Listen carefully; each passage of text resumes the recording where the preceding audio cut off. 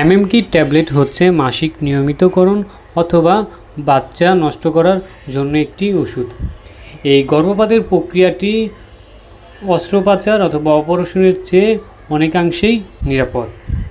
এই এমএমকি ট্যাবলেট খেলে 98% বাচ্চা নষ্ট হয়ে যায়।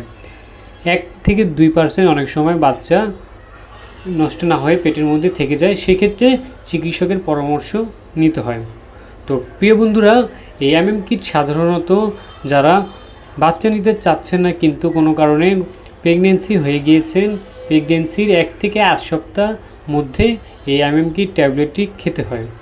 এই এমএমকি ট্যাবলেটটি যত সম্ভব চিকিৎসকের পরামর্শ নিয়ে চিকিৎসকের সামনে খাওয়াই উচিত।